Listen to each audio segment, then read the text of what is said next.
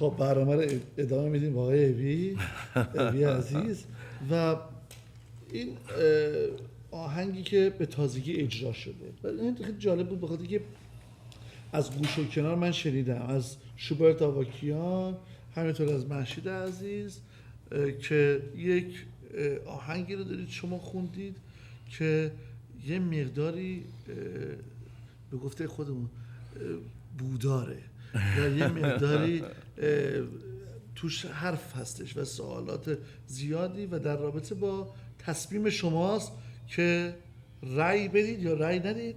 در واقع این نیست، اسم این آیه از تصمیم، ولی خب میتونیم این تصمیم گیری رو به انتخابات که چند روز دیگه خواهد بود مربوط بکنیم و هدف من از خوندن این ترانه در رابطه با انتخابات بوده، ولی به هر حال اسم آهنگ تصمیم است. ترانه از دوست عزیزی به دست من رسید از ایران، آقای آریانا. برای من فکر شد 1 ماه پیش این ترانه دست من رسید و بسیار خوش آمد. با شوبرت صحبت کردم، گفتم شوبرت به هر حال این تصمیم میتونه تصمیم گیری باشه برای مردمی که میخوان در انتخابات شرکت بکنن و شوبرت واقعا بی نهایت زحمت کشید، ظرف 1 هفته این آهنگ رو تنظیم کرد، این آهنگ رو رفتیم خوندیم. بعد من سفری داشتم 3 روزه رفتم آلمان، برلین. دوست امریکایی که این ویدیو رو ساخته بود ایشون در آلمان زندگی میکرد، 3 روزه رفتم و این رو بالاخره واقعا زحمات هممون به خصوص شوبرت واقعا دستش درد نکنه. این آهنگ رو به هر حال اجرا کردیم و یک ویدیو رو هم روش ساختیم. منظور من از این آهنگ مسئله انتخابات هست.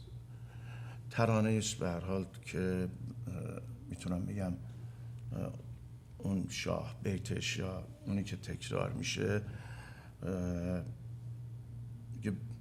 بگو بین بد و بدتر چه حق انتخابی است. به هر حال ما در خارج از کشور به مسائل داخل کشور هم واقعا فکر میکنیم، میبینیم که واقعا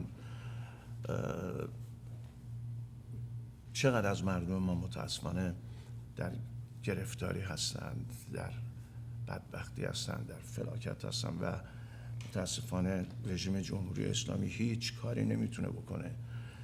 نه اینکه نتونه، نمیخواد. به نظر میرسه 30 خورده سال از انقلاب میگذره و روز به روز مردم به جای اینکه به یک سرمنزل مقصودی برسن روز به روز دارن فقیرتر میشن. صحبتی است که شما همیشه از نشریات داخل ایران هم شما این چیزها رو به راحتی میتونید پیدا بکنید.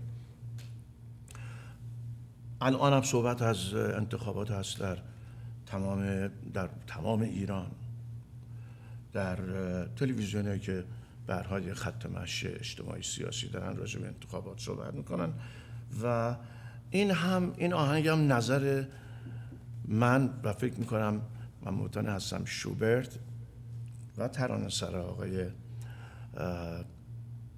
آریانا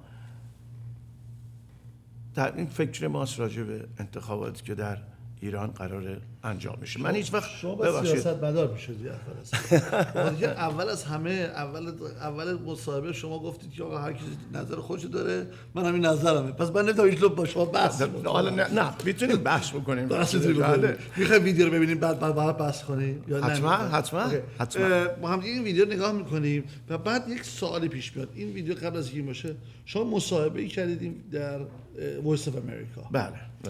و خب وایس اف امریکا دیگه مشخص هستش، مطمئنا صدای آمریکاست و مطمئنا مکانی هستش که دیگه زیر چتر دموکراسی داره کارش انجام میده. دقیقاً. چرا این ویدیو آخرش پخش نشد؟ ولی من فکر میکنم واقعا اینجا اکثر آهنگا کات شد به دلیل شورت بودن وقت. یک وقت 1 ساعته بود و بیشتر فکر می‌کنم آقای 10 فرودی ثانیه بیشتر آخر جنبه زیاد. یک مصاحبه، واقعا بیشتر جنبه مصاحبه من داشته باشم. مطمئن هستم که امیدوارم اینجوری باشه که واقعا از روی عمد اینقدر نشده یا باشه. سیاستی ولی تو کار نبوده باشه جان یا سیاستی تو کار نباشه. امیدوارم و واقعا هم فکر نمی‌کنم باشه. اینجوری که خودشون توضیح دادن اکثر آهنگ‌ها رو مجبور شدن کات کنن که وقت یه مقداری در حال به صحبت بیشتر برسه، در صورت که نظر من این بود که ما بیشتر حرف بزنیم تا بخوایم ترانه پخش بکنیم، ولی بیشترشون دوست داشتن که حالت مصاحبه بیشتر از مسائل آهنگ ها باشه. اوکی، نگاه بکنیم به این ویدیو به نام تصمیم، بعد برمیگردیم در رابطه باش بیشتر صحبت می‌کنیم. با کمال.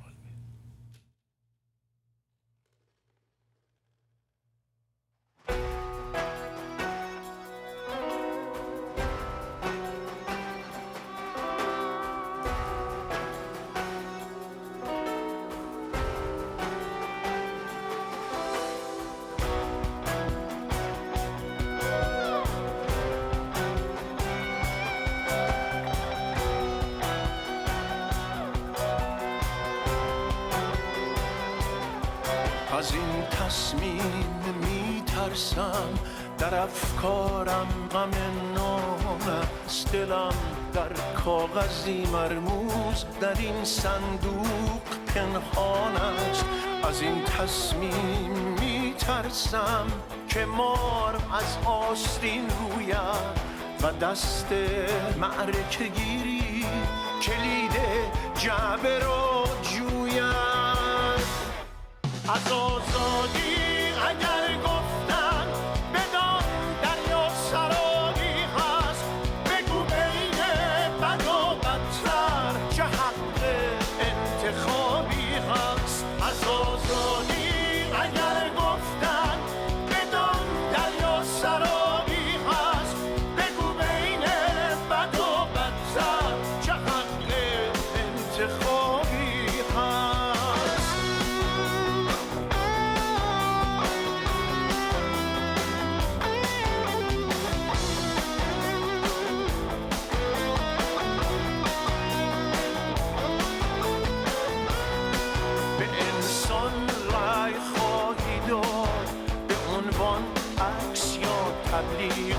به اسم بهتر از هیچ دموکراسی در تعلیم، کسی که فکر کرد از بد نمایی خوب پیدا کرد، به جای دیدن یک فیلم میان پرده تماشا کرد. از آزادی اگر گفتن بدان دریا سرابی هست، بگو بین بد و بدتر چه حق انتخابی هست. از آزادی اگر گفتن بدان دریا سرابی هست، بگو بین بد و بدتر چه حق انتخابی هست. خبرهای خوش فردا به دست کولیان افتاد، بهای فال خوشبختی برای ما گران افتاد. اگر روباه جای شیر نصیبش تاج زرین شد، بدان که سرنوشت ما همه از پیش تعیین شد. از آزادی اگر گفتن بدان دریا سرابی هست، بگو بین بد و بدتر چه حق انتخابی هست. از آزادی اگر گفتن بدان دریا سرابی هست، بگو بین بد و بدتر چه حق انتخابی هست. بگو بین بد و بدتر چه حق انتخابی هست. بگو بین بد و بدتر چه حق انتخابی هست.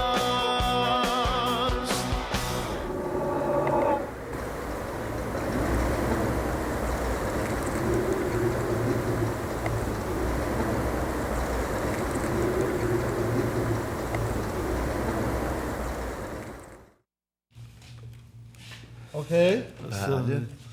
خب